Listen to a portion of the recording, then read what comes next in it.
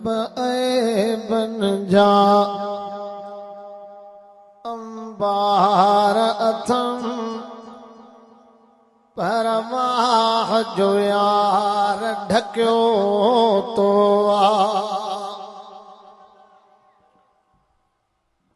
रब ऐबन जा अंबार अथम परवाह जो यार ढकियो तो महबूब मोहम्मद जे सदके मुंहिंजो भरम भलारा रखियो तो सुभाणे अल्लाह त कयो सोना ख़बर पई त वेठा आहिनि फ़क़ीर यारो माण्हू महबूब मोहम्मद जे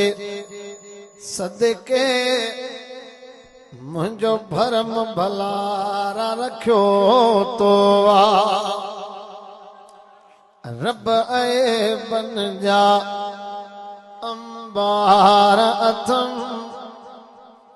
परवाह जो यार ढकियो तो महबूब मोहम्मद जे सदके मुंहिंजो भरम भलारा रखियो तो हिन हीणे सां न हिसाब कजां ज़ुल्म जा ज़ाहिर न किताब कजां हिन हीणे सां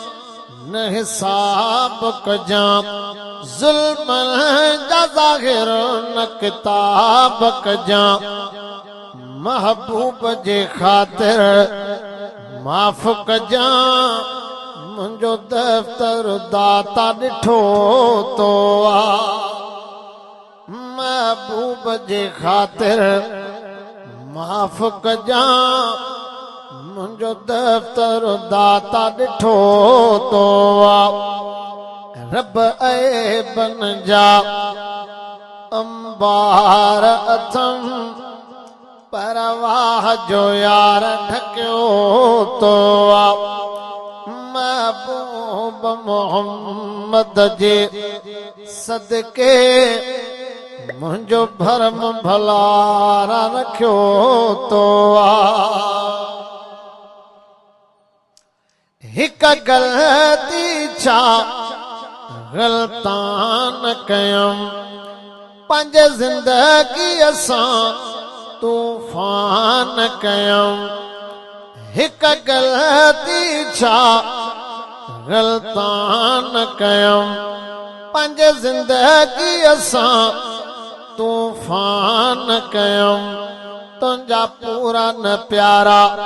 फरमान कयम तब मालिक मोहन मटियो तो तुंहिंजा पूरा न प्यारा फरमान कयम तब मालिक मोहन मटियो तो महबूब मोहम्मद जे सदके मुंहिंजो भरम भलारा रखियो तो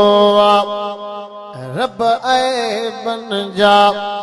अंबार अथम परवाह जो यार ढकियो तो तब राज कर जे को रसाई थो पढ़ने मां कढी बि पुॼाई थो तब राज कर जे को रसाई थो पढ़ने मां कढी बि पुॼाई थो लजदार जे ख़ातिर लज रखी मूं ते करम करीम कयो तो सोना सुभाणे त कयो लजदार जे ख़ातिर लज रखी मूं ते करम करीम कयो तो रब ऐबन जा अंबार अथम परवाह जो साईं ढकियो तो नालायक कोई नादान आया पर तुंहिंजो ठहियल इंसान आया नालायक कोई नादान आया पर तुंहिंजो ठहियल इंसान आया बेकार बंदे हिन हाकिम खे मोड़ ते कॾहिं न छॾियो तो आ बेकार बंदे हिन हाकिम खे कंहिं मोड़ ते कॾहिं न छॾियो तो आ रब ऐबन जा अंबार अथमि परवाह जो साईं ढकियो तो आ।